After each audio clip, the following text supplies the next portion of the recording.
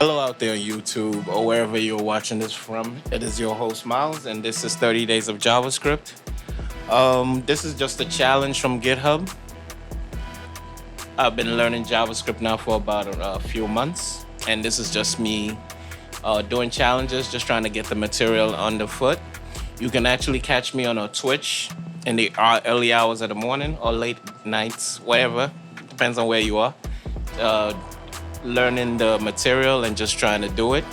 The Twitch is twitch.com/milesrock if you're interested. Or you could just follow us on YouTube and hopefully we'll be uploading some videos. I don't know. Video editing is very, very, very stressful. So I can't say how long this is gonna go on for, but hopefully for a while. But yeah, currently we're on I think this is the fourth question. Right, a multi-line commentary says comments can make code readable, easy to reuse, and informative, which is what I'm doing at the moment. This is just illustrating the difference between a multi-line comment and a single-line comment, which is just the two slashes, the two backslashes. And the one with the black slash and the star is for the multi-line. Now we're creating variables. A variable is the thing that stores your, the code. It's like basically the name of whatever you're going to use in your code. In this case, I'm writing a string. This is a string, and the variable is string, which is what's storing the this is a string, or the constant number, which is what's storing the number 10. Once you declare something, as you store it as a variable, you can use it anywhere in the code. In this case, I'm still declaring everything globally, but like once you can.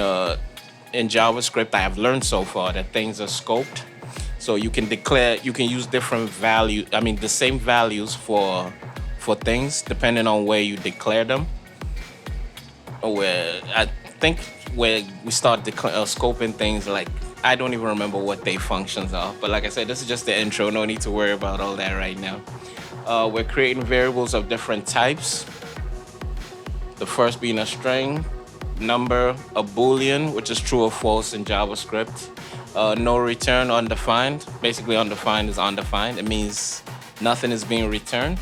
I find that mostly so far I've only seen undefined, usually in functions. Like when you write a function and you forget to return a value, you get undefined. That's where it's cropped up for me a lot the most. And empty, which is null. Null is supposedly an empty object.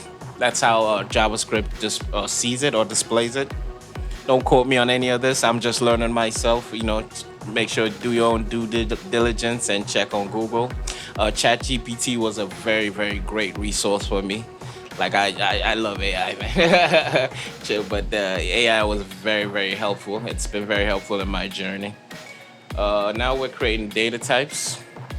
So we're using the type of to check the type of the variable created. So you see the type of a string, it logs strings. Oh yeah, side note, the answers will be at the bottom of the on the left hand side, of the browser. That's the browser console.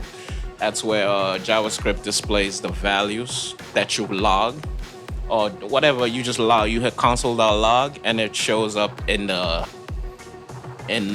browser console, which you can open by just right-clicking on your mouse or trackpad and clicking the inspect.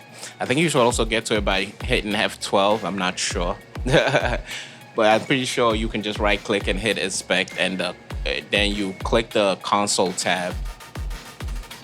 All right, now we're just declaring variables. You can declare variables in JavaScript without giving them a value using let. I tried to do it with the const. It did not. It said I couldn't do that. But if you use the let keyword, you can do that. Just declare variable without giving it any kind of value. There are two ways to declare variable. Well, three ways, but I'm not gonna talk about the other one because so far all I've seen is people just telling me not to even fiddle with it. So being a beginner, I'm not gonna try to explain it or pretend I really understand what is going on. But I know it has something to do with hoisting, it's called in JavaScript. But like the two way that I have been using that I have worked and haven't caused issue have been let and const. constant, like anything that you aren't planning to change. A constant is the way to go with it if you're not going to change the value. And let is for anything that you're going to change. Usually it works well when you're doing any kind of math calculations. I usually prefer to use let. So we've declared 4 variables without any values, and then we're declaring 4 more variables and assigning values to them.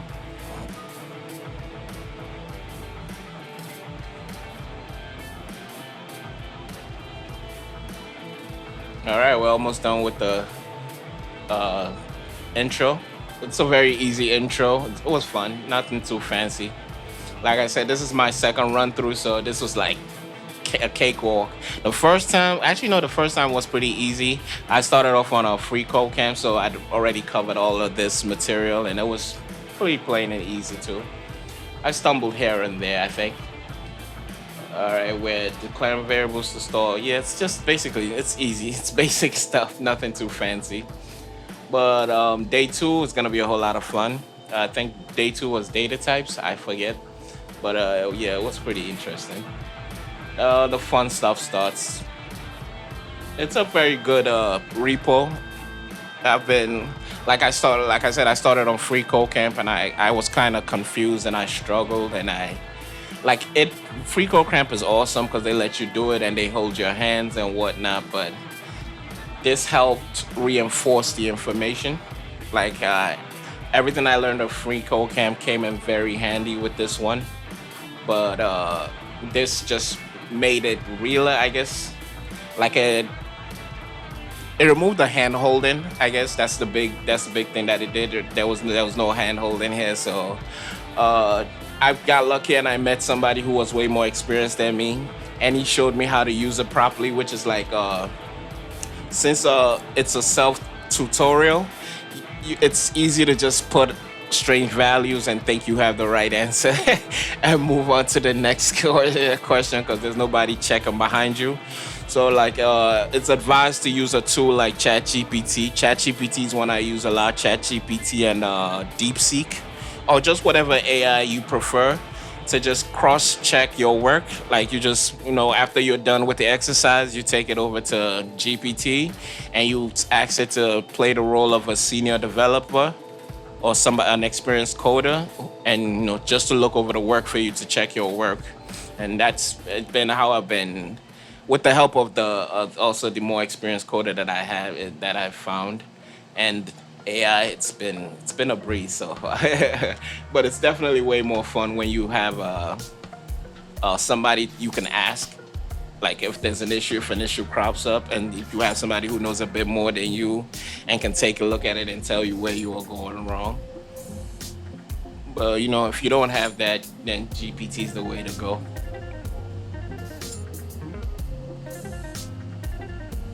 All right, it seems like we are done.